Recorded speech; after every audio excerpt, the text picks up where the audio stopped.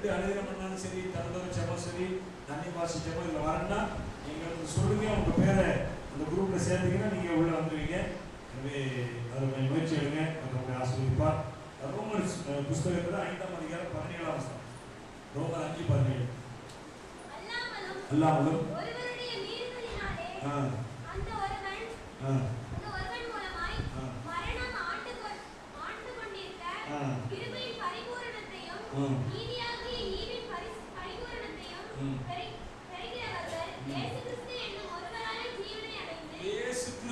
ஒருவராலே ஜீவன் அடைந்து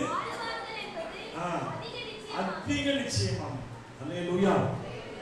பவுல் சொல்றார், ரொம்ப நிச்சயமா அப்படின்னு சொல்லி அதை பார்க்கணும் பாருங்க. ஒருவருடைய மீறுதலினாலே மரணம் ஆண்டு கொண்டிருக்கிறதா, அதே ஒருவருடைய கீழ்ப்படிதலினாலே ஜீவன் வருகிறதா. ஆமென். எது பெருசு?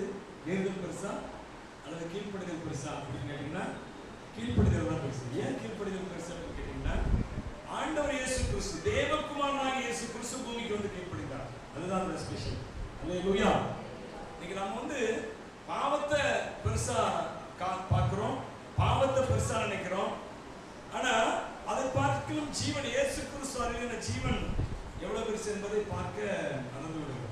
பிரசங்கங்களுமே என்ன செய்யணும்னா, குற்றாலூருக்கு ஒரு வீட்டில் நீங்க இங்கேருந்து போகும்போது பார்த்தீங்கன்னா லெஃப்ட் சைடில் போகணும். அவர் வந்து பாவத்தை வந்து ஒரு ஆராய்ச்சி பண்ணி பாவத்தை குறித்து எந்தெந்த வசனம்லாம் இருக்கோ பார்த்துருக்கீங்களா? எத்தனை பார்த்துருக்கீங்க? வாழ்க்கூட தாண்டின ஒரு வீடு, நீ பாவத்தின் மேலவோ கவனமா இருக்கிறீர் அப்படின்னு போட்டிருக்கோம்.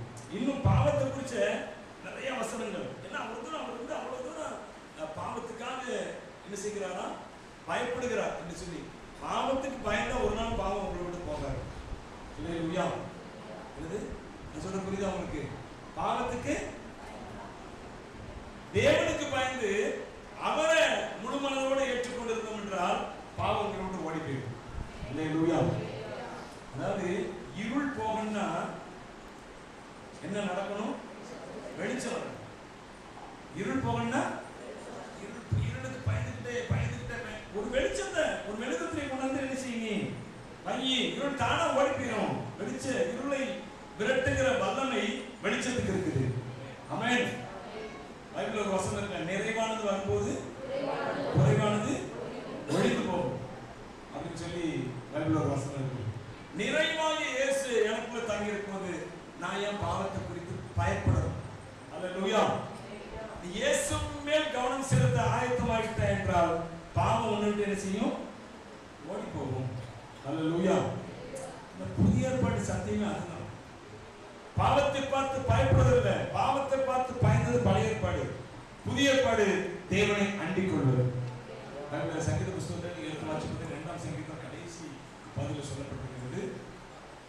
குமாரன் கோபம் கொள்ளாமலும் வழியிலே நீங்கள் அழியாமலும் இருக்கும்படிக்கு அவரை அண்டிக் கொள்ளுங்க, அவரை முத்தம் செய்யுங்கள். அவரை குமாரன் கோபம் கொள்ளாமலும் நீங்கள் வழியிலே அழியாமலும் இருக்கும்படிக்கு அவரை முத்தம் அப்படின்னு என்ன அர்த்தம்? முத்தம் செய்யுங்கள் என்ன அர்த்தம்? அவரோடு நெருங்கி வாழுங்க. முத்தம் செய்ய, முத்தம் யாரு கொடுப்பாங்க? முத்தம் யாரு கொடுப்பாங்க? அம்மா பிள்ளைக்கு கொடுப்பாங்க, கணவன் மனைவிக்கு கொடுப்பாங்க. அப்படிதானே? அப்ப இது எல்லாமே எதை காட்டுகிறது என்றால் ஒரு நெருக்கமான உறவை காட்டுகிறது. அல்லேலூயா. அதுதான் நீ என்ன செய்யுங்க, அவரை முத்தம் செய்யுங்கள் அப்படின்னு அவரை அடுத்த வசனம் சொல்லுவாங்க. நீங்க அவரை முத்தம் செய்யுங்கள்.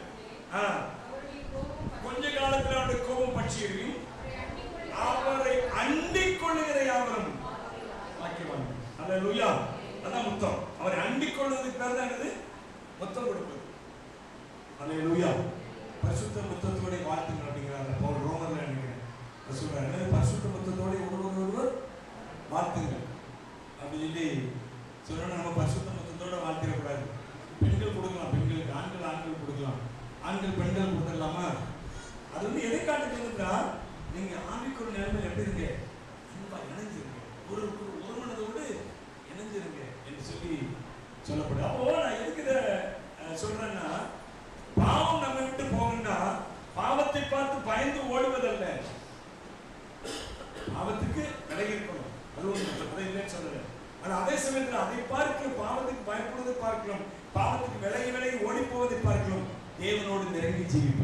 அல்லேலூயா.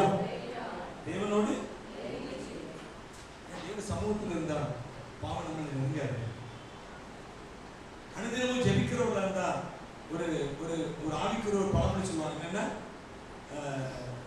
தேவனிடத்துல ஜெபிக்கிறவனிடத்துல பாவம் செய்யலாம் நெருங்காதான், பாவம் செய்கிறவனிடத்துல பாவம் செய்கிறவன் என்ன செய்ய ஜெபத்தை பண்ண, அது எப்படி சொல்லுவாங்க, அந்த அந்த மொழிய சொல்லுவாங்க அப்படின்னா, பாவம் செய்கிறவன் ஜெபிக்க மாட்டான், ஜெபிக்கிறவன் என்ன செய்ய மாட்டான், பாவம் செய்ய மாட்டான். சுருக்கமா சொல்றத நான் சுத்திட்டேன். பாவம் செய்கிறவன் என்ன செய்ய மாட்டான், ஜெபிக்க மாட்டான், ஜெபிக்கிறவன் என்ன செய்ய மாட்டான். அப்படி என்ன அர்த்தம், நீ தேவ சமூகத்துல நெருங்க நெருங்க நெருங்க நெருங்க பாவம் ஒன்று விட்டு அங்கிருந்து தானாவே ஓடி போயிடும். நாங்கள் ரட்சிக்கப்பட்ட புதுசுல பாருங்க, எங்களுடைய நண்பர்கள் நிறைய பேர் இருந்தாங்க. அவங்க எல்லாம் பாவத்தில் எல்லாம் முத்தின ஆட்கள் எல்லாமே. நாங்கள் அப்படிதான் கொஞ்சம் முத்தின ஆட்கள் தான். அப்படி ஆட்கள் தான் நமக்கு ஃப்ரெண்ட்ஸாக இருந்தாங்க.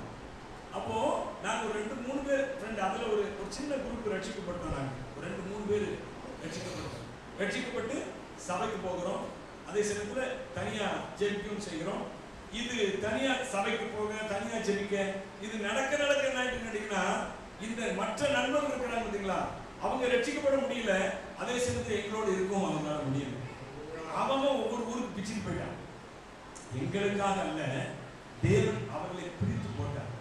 அல்லேலூயா. அதனால நாங்க விட்டோம். அவனோட கூட இருந்துட்டு தான் எப்படி இருந்துக்கும் சொல்ல முடியாது. ஆனால் நாங்க ஆண்டவர் நெருங்க நெருங்க எப்படி ஆயிட்டு பாருங்க, அவங்க எங்களோடு கூட இருக்க முடியும்.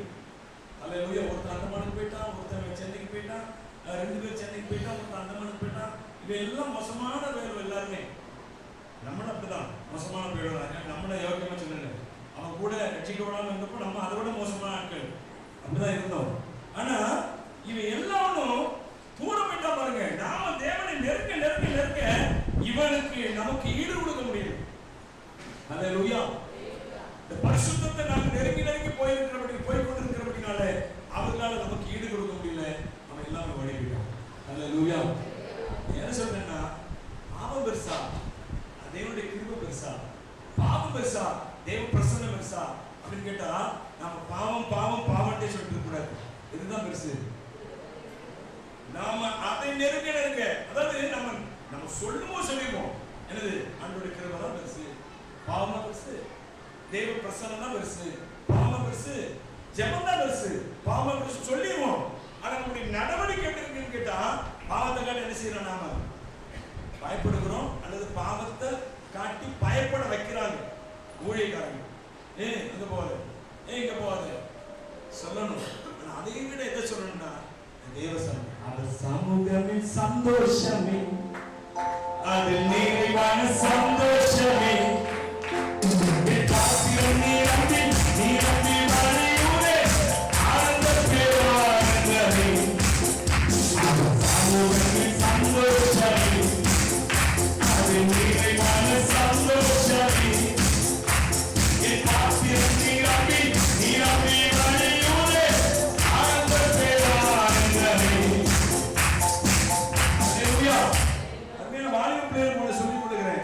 நீங்க இந்த சினிமால எவ்வளவு இன்பம் காண்கிறீர்களோ, அல்லது நண்பர்களோடு பேசுவதில்லை, அல்லது சிற்றின்பங்கள் இல்லை, அல்லது இந்த கெட்ட பழக்க வழக்கங்கள் இல்லை, ஒருவேளை தண்ணி அடிக்கிற பழக்கம், சிகரெட் அடிக்கிற பழக்கம், வேற என்னென்ன கெட்ட பழக்கம், இதெல்லாம் ஒரு பெரிய இன்பம் இருக்குது.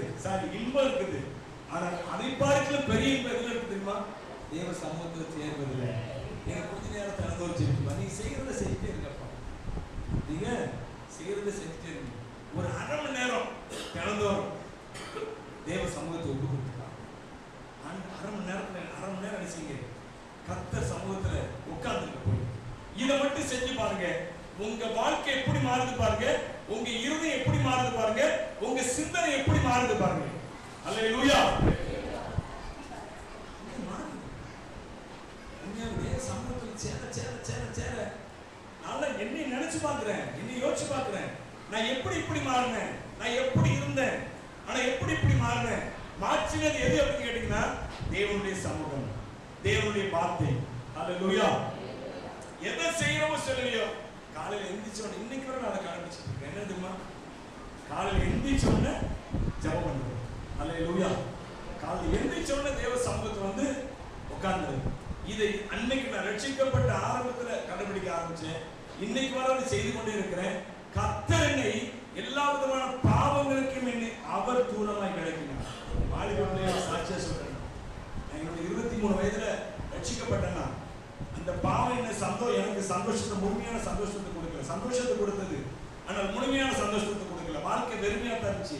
ஆனால் எப்போ தேவனுடைய சமூகத்துல வந்து கொஞ்ச நேரமாவது ஒப்பு கொடுத்து அவர் சமூகத்துல உட்கார ஆரம்பிச்சேனோ என்னை கொஞ்சம் கொஞ்சமாய் கர்த்தர் பாவத்தை விட்டு தூரம் விலக்க ஆரம்பித்தார். அல்லேலூயா. கை வைத்து சொல்லுவோமே. இந்த சமாரிய பெண்ணை குறித்து பார்க்கிறோம். யோவான் சுவிசேஷத்துல 4ஆம் அதிகாரமா 5ஆம் அதிகாரமா அதுல சமாரிய பெண்ணை குறித்து பார்க்கிறோம்.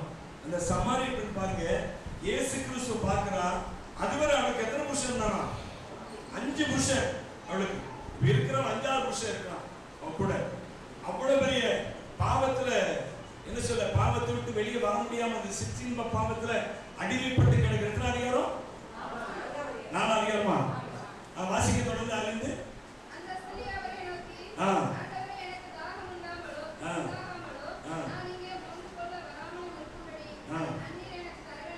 என்றால்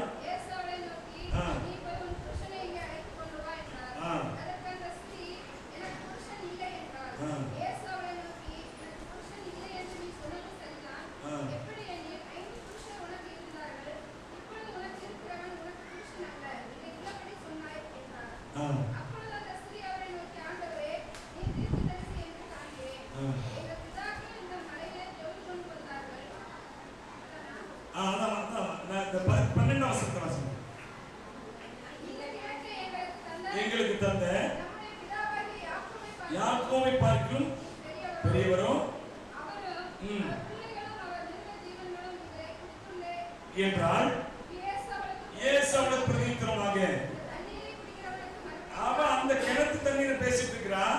இயேசு கிறிஸ்து அவருடைய சந்தோஷமாகிய தண்ணீர் விட்டார். அவர் சொல்றார் பாருங்க, இந்த தண்ணீரை குடிக்கிறவனுக்கு மறுபடியும் தாகம் உண்டாகும். நான் கொடுக்கும் தண்ணீரை குடிக்கிறவனுக்கு இயேசு சொல்றாரு, இந்த தண்ணீரை குடிச்சா தாகம் திரும்ப உண்டாகும். நான் கொடுக்கிற தண்ணீரை குடிக்கிறவனுக்கு தாகம் உண்டாகாது, நித்திய ஜீவகாலமாய் சொல்றாரு. வாழ்க்கையில நீ சந்தோஷமா இருக்கன்னா உனக்குள்ளே சந்தோஷம் ஊறிக்கொண்ட சந்தோஷத்தை வெளியே அந்த பாவத்துல இந்த பாவத்துல தேடி ஓட வேண்டிய அவசியம். நான் உனக்கு ஒரு தண்ணீரை கொடுப்பேன், அந்த தண்ணீரை குடிச்சிட்டேன்னா ரட்சிப்பு என்கிற தண்ணீர். அல்லேலூயா. சொல்றாரு ரட்சிப்பு என்கிற அதான் சொல்றாரு. அதை குடிச்சிட்டேன்னா உனக்கு தாகம். பாதி பிள்ளைகள் இன்னைக்கு தாகம் தான் ஓடிட்டு இருக்காங்க. எதையாவது சந்தோஷம் கிடைக்குமா அப்படின்னு அதை பார்க்க இதை பார்க்க அதை செய்ய இதை செய்ய, ஃப்ரெண்ட்ஸ் கூட போக அவங்க கூட போக இவங்க கூட போக எதெல்லாம் செய்து பார்த்தாலும் கடைசியில் வெறுமையில தான் வந்து நிற்குது. அல்லேலூயா. அதுதான் சொல்றாரு, நான் கொடுக்கும் தண்ணீர் குடிக்கிறவனுக்கு என்ன செய்யாது, தாகம் உண்டாகாது. வெளியே தேடி ஓட மாட்டான். அவனுக்குள்ள தாகத்தை தீர்க்கிற ஒரு தண்ணி. இன்ப நதியே தாகத்தை தீர்த்திட பின்மாரியாக பொழிந்திடுவே, பின்மாரியாக பொழிந்திடுவே. இன்ப நதியே தாகத்தை தீர்த்திட பின்மாரியாக பொழிந்திடுவே.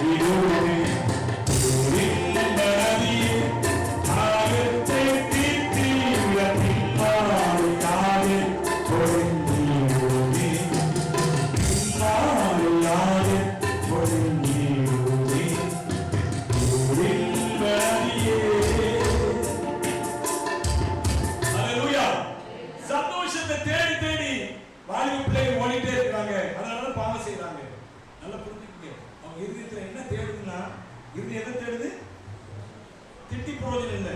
இயேசுவை கொடுங்க, இயேசு குறித்த காரியங்களை சொல்லுங்க, வசனத்தை குறித்த காரியங்களை வசனத்தை சொல்லி கொடுங்க. நீங்க அவங்க கேட்கிறான் கேட்க மாட்டான், சொல்றதை சொல்லுங்க நீங்க. அல்லேலூயா. ஏன்னா அவங்க இருந்த சந்தோஷத்துக்காக அலைந்து திரிந்து கொண்டு ஏதாவது ஒரு வகையில சந்தோஷம் விட்டு விடலாமா, அதனால அவங்க ஓடிட்டு இந்த பெண் அப்படிதான். அவன் என்ன செய்யறா, அவளுக்குள்ள தாகம் வந்துகிட்டே இருக்குது, பாவ தாகம். அதனால ஒவ்வொரு புருஷனையா மாத்துறான். அவன் கூட கொஞ்ச நாள் வாழ்ந்து பாக்குறான், இவன் எனக்கு தேவையான சந்தோஷத்தை கொடுத்துருவான், இல்ல அவனே சந்தோஷம் இல்ல. அடுத்த ஒருத்தனை மாத்துறா, அவன் சந்தோஷம் தருவான், அவன் தேடுற சந்தோஷம் இல்ல அவன்கிட்ட இல்ல. அடுத்த ஒருத்தனை தேடுறா, அவன் அந்த சந்தோஷம் கொடுப்பான்னு பார்த்தா அவன்கிட்ட இல்ல. அடுத்த ஒருத்தன் இயேசுவை பார்த்தா பாருங்க, அதோட அவள் தாகம் ஒரு முடிவுக்கு வந்தது. அல்லேலூயா. உடனே அதுக்கப்புறம் இயேசு மேல அவன் தாகம் ஆயிட்டான். அல்லேலூயா. ஓடி போன ஊருக்குள்ள போய் என்ன செய்தா, அதனால சொன்னாரு, நான் கொடுக்கிற தண்ணீரை குடிக்கிறவனுக்கு ஒரு காலம் நினைச்சாது தாகம் உண்டாகாது, அவனுக்கு கொடுக்கும் நான் அவனுக்கு கொடுக்கும் தண்ணீர் அவனுக்குள்ளே நித்திய ஜீவகாலமாய் ஊறுகிற நீரூற்றாய் இருக்கும் அப்படிங்கிறாரு. அப்படிங்கிற இயேசு சொல்றாரு. அடுத்து அந்த ஸ்திரீ அவரை நோக்கி, ஆண்டவரே முண்டு கொள்ள வராமலும் இருக்கும்படி, அவ அந்த தண்ணீரை பேசிட்டு இருக்கா, கிணத்து தண்ணீரை பேசிட்டு இருக்கா. அடுத்து வாசிங்க. இப்பதான் ஆண்டவர் கதைக்கு வராரு. அவர் உள்ளுக்குள்ளதான் என்ன செய்யறாரு, எடுக்கிறார். உன் புருஷனை அழைத்து கொண்டு வா அப்படின்னு சொல்றா. அடுத்து வாசிங்க. என்றால் எனக்கு புருஷன் இல்லை என்று சொன்னது சரிதான்,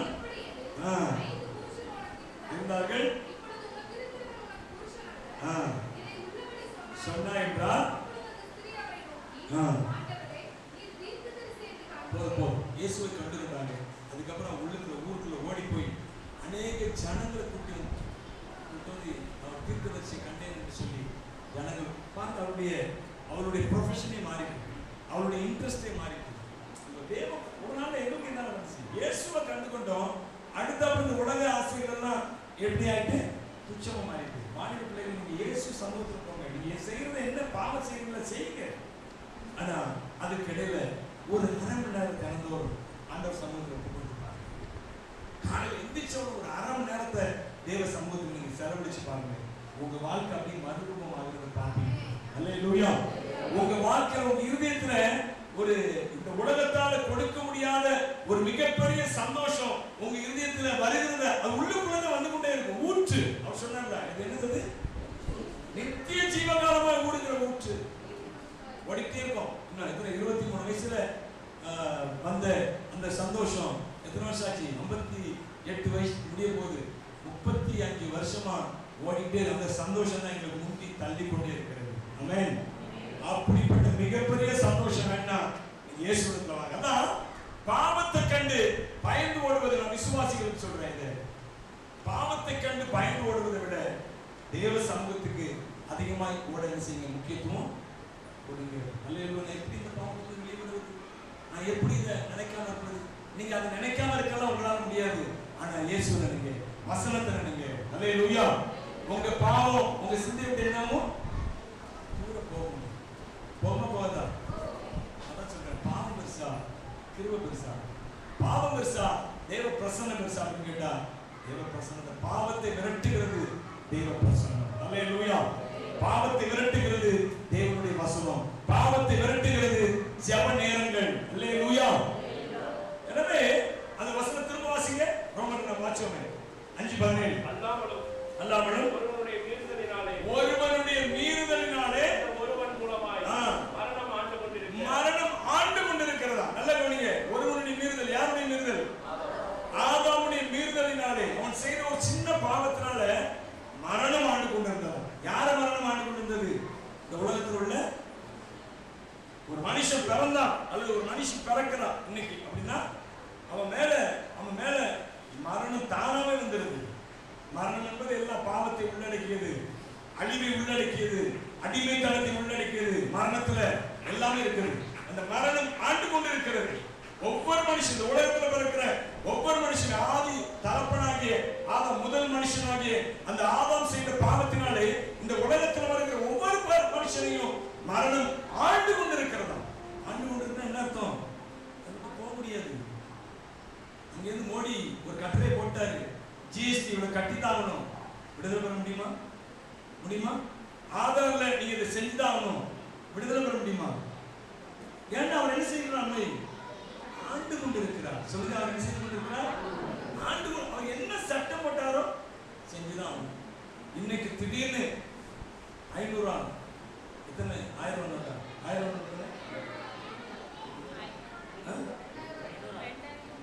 2000 நோட்டு 1000 நோட்டு சொல்ல போறோம். திடீர்னு செல்லாது, வேற வழியே கிடையாது. அதை நம்ம என்ன செய்யணும்? கடைபிடித்து ஆகணும். ஏன்னா அவர் நம்மை ஆண்டு கொண்டிருக்கிறார். அல்லேலூயா. அதை போல ஆதாம் மூலமா நம்ம மேல என்ன ஆண்டு கொண்டிருந்தது? மரணம் ஆண்டு கொண்டிருந்ததுங்க. அப்ப இயேசு கிறிஸ்து வராரு. இயேசு கிறிஸ்து அவர் தன்னுடைய ஜீவனை கட்டவிழ்த்து விடுகிறார். அல்லேலூயா. அதோட நான் அதனால சொல்றேன், இப்ப இந்த இடத்துல நான் மரணம் பெருசா, ஜீவன் பெருசா? இன்னும் நாம பாவத்தை குறித்து பெருசா பேசக்கூடாது. இப்ப எதெல்லாம் பேசணும்? ஜீவனை பேசு, ரட்சிப்பை பேசு. அல்லேலூயா. பேசு சபையே பேசு, பேசு சபையே பேசு, பேசு சபையே பேசு, பேசு சபையே பேசு.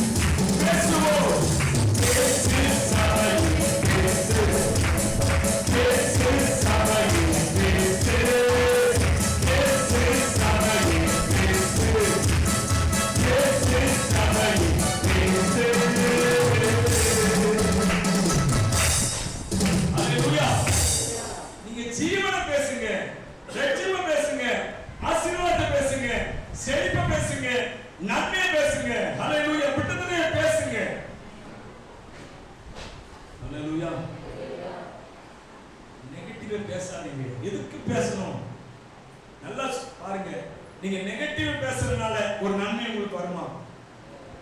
சொல்லுங்க. நெகட்டிவ் அது வர்றதாவே இருக்கட்டும், பக்கத்துல கூட நெருங்கிட்டு அதை நீங்க பேசுறதுனால அது உங்களை விட்டு போகணும்னு நினைக்கிறீங்களா? போக முடியாது. வரல வந்தா தீரணும். ஆனா அதே சமயத்துல நீங்க நல்லதை பேசுங்க. ஏன்னா இயேசுவின் நாம நமக்கு தான் அந்த பாக்கியம்.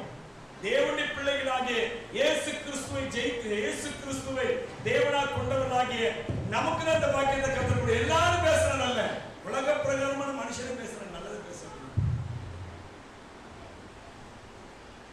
வாழ்க்கை வளமுடன் அவன் சொல்றான், இந்த வார்த்தை என்ன செய்யல வாழ்க்கைன்னு சொல்றான். அப்படிதானே? ஒரு குரூப் இருக்கிறாங்க இப்போ வாழ்க்கை வளமுடன். என்ன குரூப் அது? வேதாத்ரி மகரிஷி. என்ன இது பேர்? என்ன பேரு? என்ன பேரு? மனவள கலைமன்றம். மனவள கலைமன்றம் இருக்குதாங்க எங்க வீட்டு பக்கத்துல ஒரு பள்ளிவாசல் பக்கத்துல பேட்ட போற வழி. நான் சொல்றேன், வாழ்க்கை வளமுடன் அல்லது பேசுங்க. உலக பிரகாரமான மனுஷன். ஆனா அவனுக்கெல்லாம் படிக்கலையேங்க. நமக்கு கண்டிப்பாக படிக்கும். ஏன்னா நாம சும்மா பேசுறாங்க, இயேசு எனக்குள்ள வைத்துக் கொண்டு பேசுறாங்க. நாம பேசுகிற வார்த்தைக்கு ஒரு மதிப்பு இருக்குது, ஒரு வல்லமை இருக்குது. அல்லேலூயா. சும்மா இல்ல, நம்ம இயேசுவை நமக்குள்ள வைத்துக் கொண்டு பேசுகிறபடினால. அப்போ ஆதாம்னால மரணம் வந்துச்சு, இயேசு கிறிஸ்துனால என்ன உண்டாயிட்டு? ஜீவன் உண்டாயிட்டு. நீங்க மரணத்தை பேச போறீங்களா, ஜீவனை பேச போறீங்களா? நீங்க மரணத்தை எதிர்பார்க்க போறீங்களா, ஜீவனை எதிர்பார்க்க போறீங்களா? யோசிச்சு பாருங்க, எதை எதிர்பார்க்க போறீங்க? இன்னைக்கு ஆறாண்டு வேலையில சங்கீத வேலையில ஆறாண்டு வேலை பாடல் வேலையில சொன்னாங்க, நீங்கள் எதிர்பார்த்திருக்கும் முடிவை உங்களுக்கு கொடுக்கும்படிக்கு உங்கள் பேர் நான் நினைத்திருக்கிற நிலைமைகளை நான் அறிவேன். அப்படி நீங்க எதிர்பார்த்திருக்கிற முடிவு கர்த்தர் பார்க்கிறார். தன்னுடைய பிள்ளைகள் நல்ல காரியங்களை எதிர்பார்க்கிறார். அல்லேலூயா. அவர் ஒரு மன விருப்பத்தின்படி நமக்கு உன் மன விருப்பத்தை தேவன் எதிர்பார்க்கிறாரு. நீ எதிர்பார்க்கிறத தேவன் கவனிக்கிறார். ஹalleluya. நான் சொல்லிருக்கேன், எத்தனை முறை சொல்லியிருக்கேன். ஆதாம் ஆண்டவர் வந்து அந்த பறவைகள் மிருகங்கள் எல்லாவற்றையும் படைத்து ஆதாம் முன்னாடி கொண்டு நிப்பாட்டி ஆதாம் அவைகளுக்கு என்ன பெயரிடுவானோ என்று பார்த்தார். வாசிக்கிறீங்களா அந்த வசனத்தை? நீங்க வாசிக்கலாம். ஆதியாகமத்தின் புத்தகத்துல 2ஆம் அதிகாரம் 19ஆம் வசனத்தை வாசிங்க. தேவனாகிய கர்த்தர்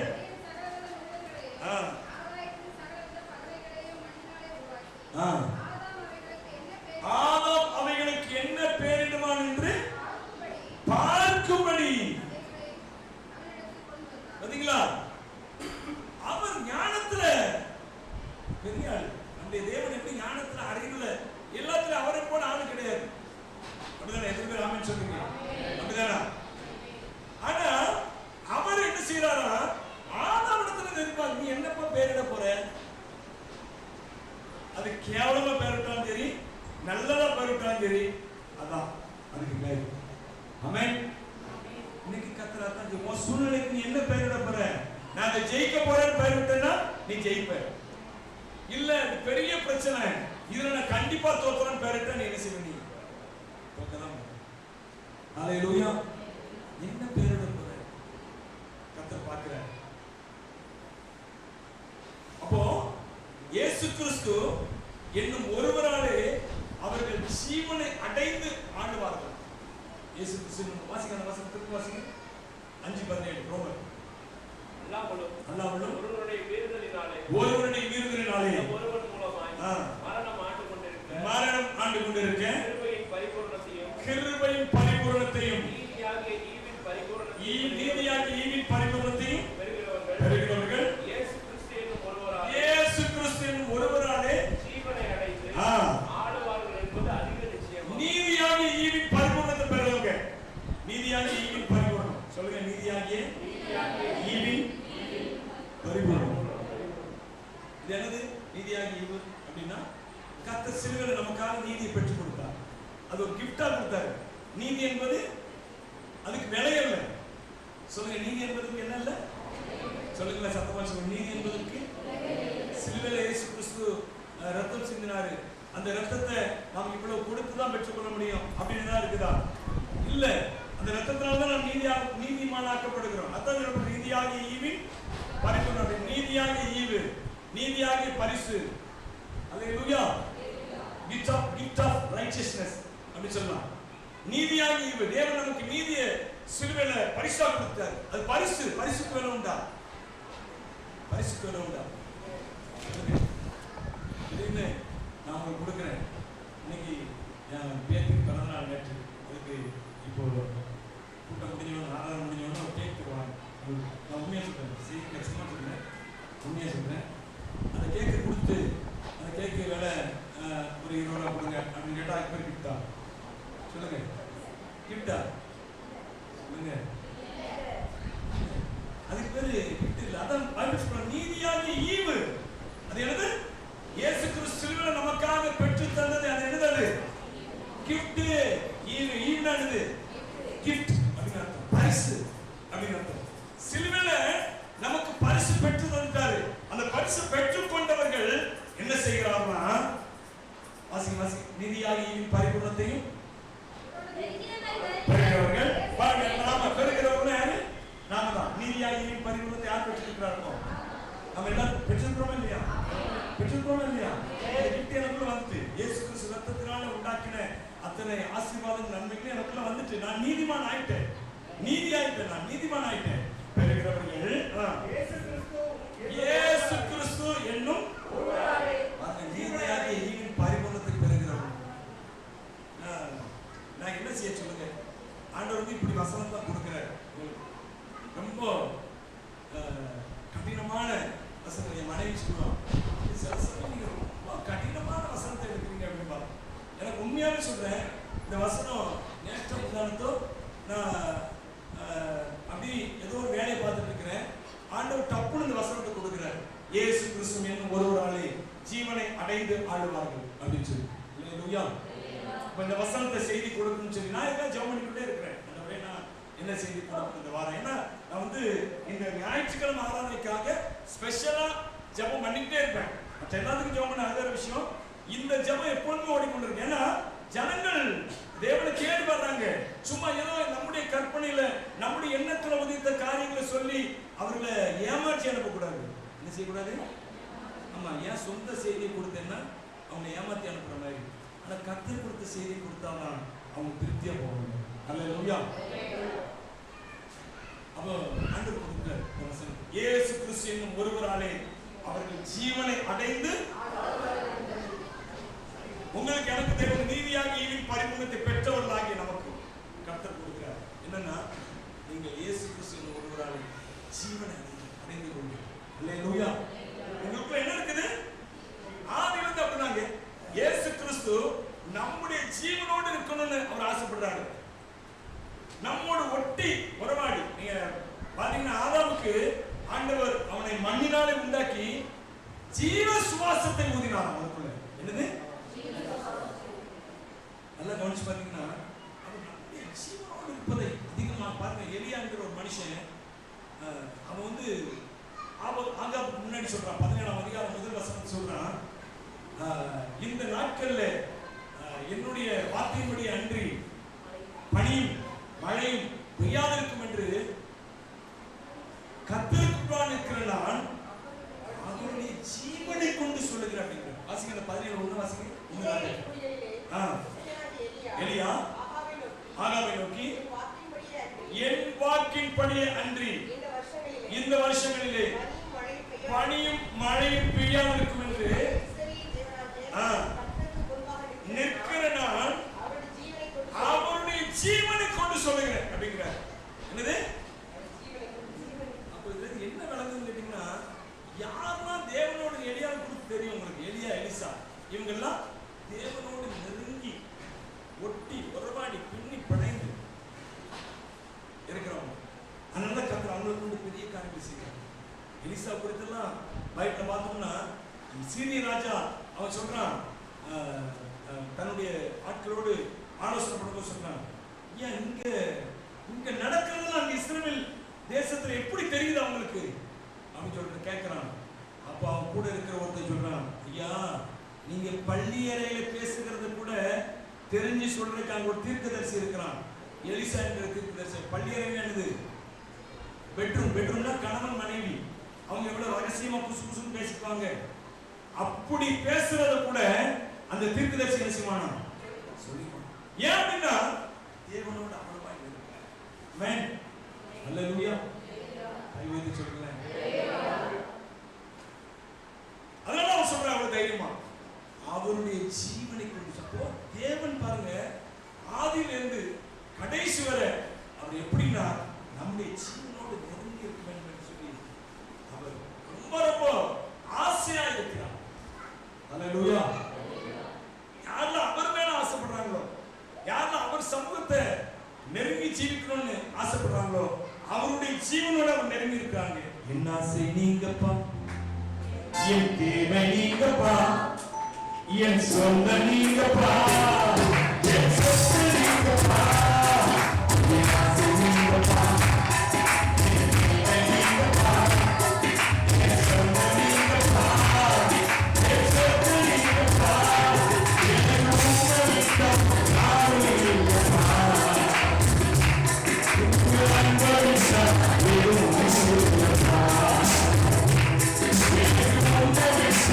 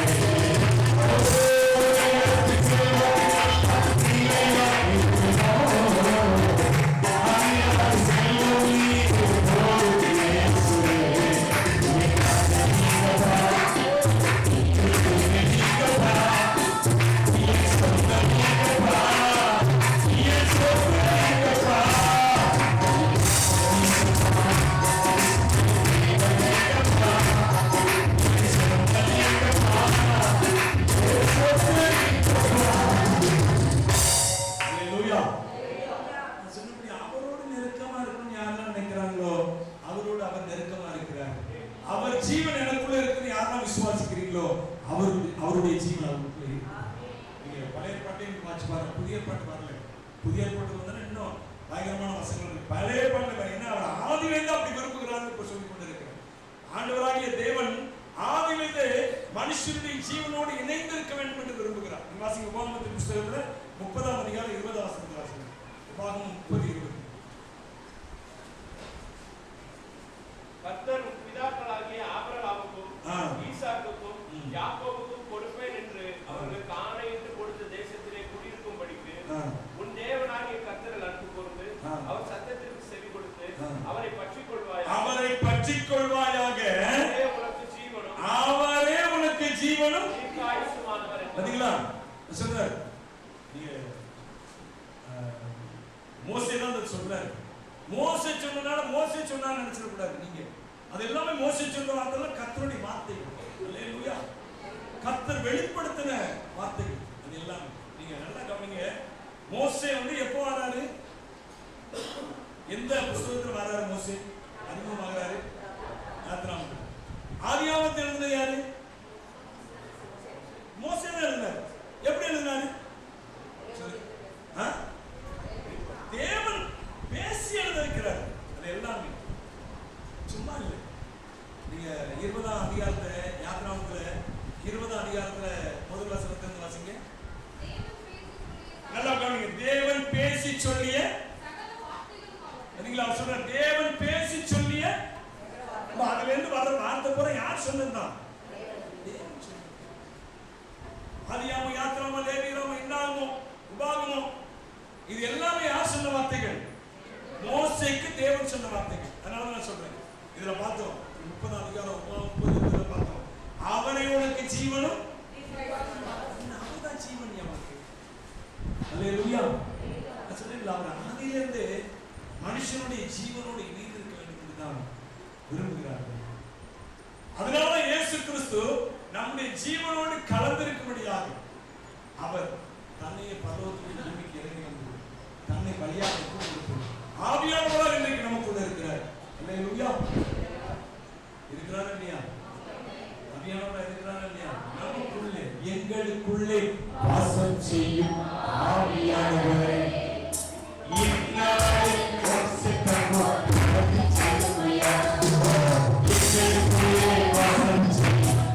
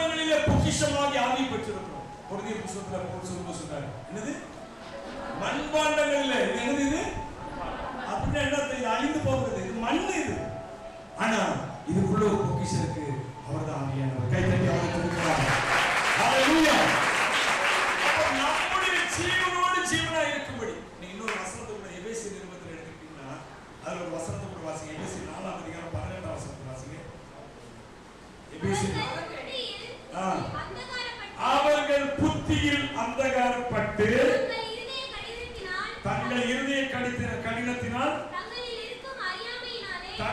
இருக்கும் அறியாமையினாலே தேவனுடைய ஜீவனுக்கு எப்படி இருக்கிறாங்க? யாரை சொல்றாங்க? புறஜாதி, பாவம் செய்யறவங்க, இயேசு கிறிஸ்து ஏற்றுக்கொள்ளாம இருக்கிற அவங்களுக்கு தான் சொல்லப்பட்டிருக்கிறது. Praise the Lord. ஸ்தோத்திரம். 4ஆம் அதிகாரம் 18ஆம் வசனம். அவர்கள் புத்தியில் அந்தகாரப்பட்டு, நீங்க அதுக்கு முந்தின வசனத்தை வாசிங்க. ஆதலால் எச்சரிக்கிறது என்னவெனில், அவர்களெல்லாம் கொஞ்சம் யார் சொல்லப்படுது? மற்ற புறஜாதிகள் தங்கள் வீணான சிந்தையிலே நடக்கிறது போல நீங்கள் இனி நடக்காதீங்க. புறஜாதிகள் சொல்றாரு, நடக்காதீங்க. அடுத்து அவர்கள் யாரு? அவர்கள் அவர்கள் புத்தியில் அந்தகாரப்பட்டு தங்கள் இருதய கடினத்தினால் தங்கள் இருக்கும் அறியாமையினாலே அந்நியரா இருக்கிறாங்க. அவங்க எல்லாம் யாரு? சபைக்கு வெளியே.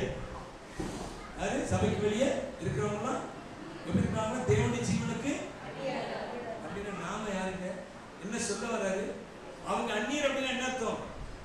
நம்ம அவருடைய ஜீவன். அதாவது கிறிஸ்து எனக்கு ஜீவனை தந்தார். இல்ல, கிறிஸ்து எனக்கு ஜீவன். சொல்லுங்க, கிறிஸ்து எனக்கு ஜீவனை தந்தார்.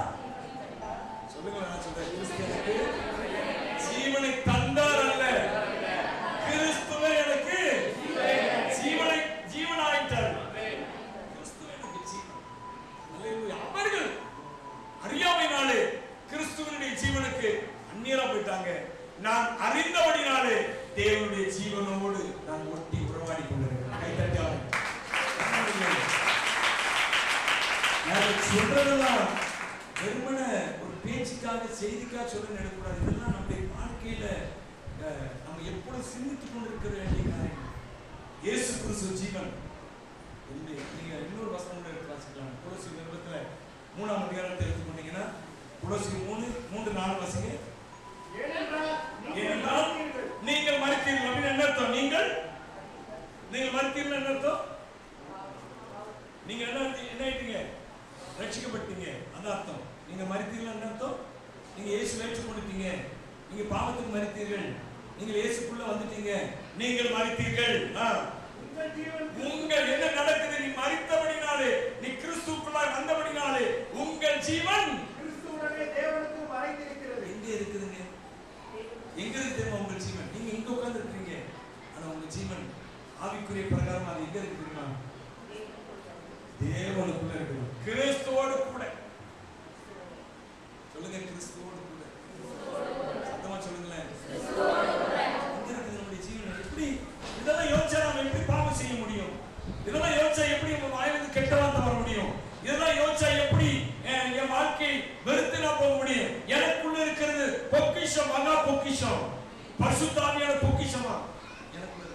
அந்த வசனத்தை வாசிக்கிறீங்களா? நீங்க கொரிந்தியர் புத்தகத்தை எடுத்துக்கிட்டீங்கன்னா 1 கொரிந்தியர் நினைக்கிறேன். அதுல பவுல் சொல்றாரு பாருங்க. Praise the Lord. ஹalleluya. 1 கொரிந்தியர் 2 கொரிந்தியர். Glory to Jesus. Hallelujah. ஸ்தோத்திரம். 2 கொரிந்தியர் நினைக்கிறேன். வாசிங்க. 4ஆம் அதிகாரத்திலே 2 கொரிந்தியர் 4ஆம் அதிகாரத்திலே 7ஆம் வசனத்தை வாசிங்க. இந்த மகத்துவம் உள்ள வல்லமை எங்களால் உண்டாயிராமல் தேவனால் உண்டாயிருக்கிறது என்று விளங்கும்படி இந்த பொக்கிஷத்தை மண்பாண்டங்களில் பெற்றிருக்கிறோம். அல்லேலூயா. இயேசுவாகிய பொக்கிஷத்தை, பரிசுத்த ஆவியாகிய பொக்கிஷத்தை எங்க பெற்றிருக்கிறோம்? இது அற்பமான சரீரம். அல்லேலூயா. இன்னொரு இடத்துல சொல்றாரு, இந்த அற்பமான சரீரத்தை தேவனுடைய சரீரத்துக்கு ஒப்பாக அவர் மகிமையான மறுரூபமான சரீரமாக மாற்றுவார், மறுரூபமாக்குவார், மகிமையான சரீரமாக. அல்லேலூயா. இது அற்பமான சரீரம். ஆனா இதுக்குள்ள இருக்கிறதோ யாருக்குனால? ரட்சிக்கப்பட்டவர்களாலே, நீ தேவனை ஏற்றுக்கொண்டவர்களாலே ஆண்டவர் இயேசு கிறிஸ்து உனக்குள்ள வாசம் பண்ணுகிறாரு. அல்லேலூயா. எங்க இருக்கிறாரு? எங்க இருக்கிறாரு இயேசு? சொல்ல அந்த விசுவாசம் வர மாட்டேங்குது. என்ன எனக்குள்ள இயேசு இருக்கிறான்னு சொல்ல தைரியமா சொல்ல முடியல. அப்படிதானே? இயேசு எங்க இருக்கிறாரு? பரிசுத்த ஆவியானவர் எங்க இருக்கிறாரு? எனக்குள்ள இருக்கிறாருங்க. இந்த மண்பாண்டமாகி இந்த சரீரத்துக்குள்ளாக பொக்கிஷமாகிய பரிசுத்த ஆவி. அல்லேலூயா. அவர் இருக்கிறார். அப்போ கர்த்தர் ஏன் இயேசு கிறிஸ்து சிலுவையில தன்னுடைய ஜீவனை கொடுத்தாரு அப்படின்னு கேட்டீங்கன்னா, நம்முடைய ஜீவனோடு ஒன்றாய் இருக்கக்கூடிய. அல்லேலூயா. இயேசு கிறிஸ்து சொன்னார்ல, பிதாவை பார்த்து சொன்னார், பிதாவே நீரும் நான் ஒன்றாய் இருக்கிறது போல இவர்களும் நம்மோடு ஒன்றாய் இருக்கக்கூடிய அருள் செய்யும் அப்படின்னாரு. என்னது? நீரும் நானும் ஒன்றாய் பாருங்க. பிதாவையும் இயேசு என்ன செய்ய முடியாது, பிரிக்க முடியாது. பிரிச்சு பேசலாமே தவிர பிரிக்க முடியாது. பிதா இயேசு ரெண்டு பேருமே எப்படி கேட்டீங்கன்னா, அவர் மகிமை என்றால் அதிலிருந்து வர வெளிச்சம். அல்லேலூயா. அவர் சுபாவம், அவருடைய சுபாவம் என்றால் அவருடைய சுபாவத்தை வெளிப்படுத்துகிற உருவம் இயேசு. இது ரெண்டை பிரிக்கவே முடியாது. அதே போல அவர் சொல்றார் பாருங்க, நீரும் நானும் ஒன்றாய் இருக்கிறது போல இவர்களும் நம்மோடு ஒன்றாய் இருக்க அருள் செய்யும் அப்படிங்கிறார். இப்போ இயேசு கிறிஸ்து அவர் இயேசு கிறிஸ்து அவர் சிலுவையில் அடிக்கப்படுவதற்கு முன்பாக கடைசியா பேசின யோவான்ல நினைக்கிறேன் அந்த வசனம் இருக்குது. அவர் கடைசியா சிலுவையில போறதுக்கு முன்னாடி பேசுற வசனம் அவருடைய வாஞ்சியை சொல்றாரு. அதிலிருந்து அவருடைய வாஞ்சி என்னது, நம்முடைய ஜீவனோடு ஒன்றித்து இருப்பது. இப்ப கடைசியா சொல்றாரு, சொல்லிட்டு சிலுவையில தன்னுடைய உயிரை கொடுக்கிறாரு. உயிரை கொடுத்து ஆவியானவராக நம்முடைய ஜீவனுக்குள்ளாக அது வாசம் பண்ணுகிறார். ஆமென் சொல்லுங்க. அல்லேலூயா. லட்சமணி புறஜாதிகள் அவர்கள் அறியாமையினாலே அவர்கள் கிறிஸ்துவுக்கு அந்நியரா இருக்கிறாங்க. நாம் அவரை அறிந்தபடினாலே நாம் கிறிஸ்துவுக்கு நம்முடைய ஜீவனோடு எத்தனை விசுவாசிக்கிறீங்க? இயேசு கிறிஸ்து என்னுடைய ஜீவனோடு ஒன்றாய் இருக்கிறார். விசுவாசிக்கிறீங்களா? விசுவாசிக்கிறீங்களா? அப்போ விசுவாசம் நம்ம எப்படி இருக்கணும் யோசிச்சு பாருங்க. நம்ம பேச்சு எப்படி இருக்கணும், நம்முடைய பழக்கவழக்கம், நம்முடைய பார்வை எப்படி இருக்கணும், அதெல்லாம் ஒரு மாற்றம். ஏன்னா இயேசு கிறிஸ்து எனக்குள்ளே அவர் வல்லமையாய் கிரியை நடத்துகிறவரா. அல்லேலூயா. என்னது அவர் சொல்றாரு, அவர் எனக்குள்ளே வல்லமாய் கிரியை நடப்பிக்கிறார். பயங்கரமான காரியங்கள் செய்யும். எபேசியர் நிருபத்தில் நீங்க வாசிப்பது அவர் சொல்றாரு, நாம் வேண்டிக் கொள்கிறதுக்கு நினைக்கிறதுக்கும் மிகவும் அதிகமாய் நமக்குள்ளே கிரியை செய்கிற வல்லமை. வாசிக்கிறீங்களா? அந்த வசனத்தை வாசிக்கிறீங்களா? எபேசியர் நிருபத்துல சொல்லி வாசிங்க, வசனத்தை சொல்லி வாசிங்க. 3:20 அவசியமா? எபேசியர் 3:20 எடுத்துக்கொள்ளுங்கம்மா. வாசிப்போ. நாம் வேண்டிக் கொள்கிறதற்கும் நினைக்கிறதற்கும் மிகவும் அதிகமாய் நமக்குள்ளே கிரியை செய்கிற தம்முடைய வல்லமைப்படி. பாத்தீங்களா? நம்ம சாதாரண இது போயிடும், இந்த வசனத்தை கடந்து போயிடும். நாம் நினைக்கிறதுக்கு வேண்டிக்கிறதுக்கு மிகவும் அதிகமாய் நமக்குள்ள கிரியை செய்கிறார், நமக்கு தருகிறார். நாம் நினைக்கிறதுக்கு வேண்டிக் கொள்ளுக்கு அதிகமாய் நமக்கு தருகிறார். எப்படி தர்றாருங்க? எனக்குள்ள ஒரு வல்லமை வச்சுட்டாரு. அவரை விசுவாசிக்கிறவர்களாய் நமக்குள்ள ஒரு வல்லமை வச்சுட்டாரு. அந்த வல்லமை என்ன செய்யுதுன்னா, நான் எதை வேண்டிக் கொள்கிறேனோ, நான் எதை நினைக்கிறேனோ அதை பார்க்கிலும் மேலாய் கிரியை செய்கிற வல்லமை. திருமண வசனத்தை எல்லாரும் கேட்க வாசிக்குமா? நாம் வேண்டிக் கொள்கிறதற்கும் நினைக்கிறதற்கும் மிகவும் அதிகமாய் நமக்குள்ளே கிரியை செய்கிற வல்லமையின் படி நமக்கு செய்ய வல்லமை. அல்லேலூயா. நீ நினைச்ச, நீ வேண்டிக் கொண்ட, இதெல்லாம் நடத்தி முடிக்க இயேசு கிறிஸ்து வரணும்னு அவசியம் இல்லை. அவர் ஏற்கனவே உனக்குள்ள அதற்கான வல்லமை வச்சுட்டார். வசனத்துடைய அர்த்தம் அந்த வல்லம் உனக்குள்ள இருக்குதுமா. அந்த வல்லம் உனக்குள்ள நீ எதை நினைக்கிற, எதை வேண்டிக் கொள்ளுகிற, ஆண்டவரே அதுக்கு வந்து நிற்கிறியா, உனக்குள்ள இருக்கிற வல்லமை அது கிரியை செய்யும். அது உனக்குரியங்களை செய்யும். ஆமென். சொல்லுங்க. அப்போ அவருடைய ஜீவன் இயேசு கிறிஸ்து ஒருவராலே நாம் ஜீவனை அடைந்து ஆளுவோம். அல்லேலூயா. என்ன செய்கிறோம்? ஆளுகிறோம். எல்லாவற்றையும் ஆளுகிறோம். எதெல்லாம் இல்லை, எல்லாவற்றையும். அல்லேலூயா. ஆண்டவர் தேவன் ஆதாமை படைத்த பொழுது அவனை நீங்கள் பழுகி பெருகி பூமியை நிரப்பி ஆண்டு கொள்ளுங்கள். என்னது? பூமியை நிரப்பி ஆண்டு கொள்ளுங்கள். பூமியை ஆண்டு கொள்ளுங்கள். அதை நிரப்புங்க. அதை என்ன செய்யுங்க? அதை போல ஆளுகதாக என்னுடைய வாழ்க்கையை நான் ஆண்டு கொள்ள முடியும். எனக்கு விரோதமாக எந்த வியாதி வருகிறது போல காணப்பட்டாலும் அதை நான் ஆண்டு கொள்ள முடியும். அல்லேலூயா. என்னுடைய தரித்திரம் என்னை ஆண்டு கொள்ளாது, நான் அதை ஆண்டு கொள்ளலாம். ஆமென். என்னுடைய குறைவு என்னை ஆண்டு கொள்ளாது, நான் அதை ஆண்டு கொள்ளலாம். ஏன்னா இயேசு கிறிஸ்துவின் ஒருவராலே நீங்கள் ஜீவனை அடைந்து ஆளுவீர்கள் என்பது வசனம். எல்லாரும் வாய்ப்பு சொல்லுங்களேன். இயேசு கிறிஸ்துவின் ஒருவராலே அவர்கள் ஜீவனை அடைந்து ஆளுவார்கள். ஜீவனை பெற்றுக்கொண்டு எல்லாவற்றையும் ஆளுவார்கள். நீதியாகிய ஈவின் பரிபூரணத்தை பெற்றவர். நீதியாகிய ஈவின் எல்லாம் ஞாபகம் எது மூலமா வருது? நான் நீதியாகிய ஈவின். இந்த வசனத்தை வீட்டுல போய் வாட்சி பாருங்க. இந்த எத்தனை வசனம் சொன்னேன்? ரோமர்ல 5:17. அந்த வீட்டுல போய் நீங்க வாட்சி பாருங்க. நீதியாகிய ஈவன் பரிபூரணத்தை பெறுகிறவர்கள் இயேசு கிறிஸ்துவின் ஒருவராலே ஜீவனை அடைந்து கொள்வார்கள், ஆண்டு கொள்வார்கள். கண்களை மூடி தேவனை நோக்கி பாருங்க. Praise you, Jesus. நன்றியோடு நன்றியோடு நல்ல தேவா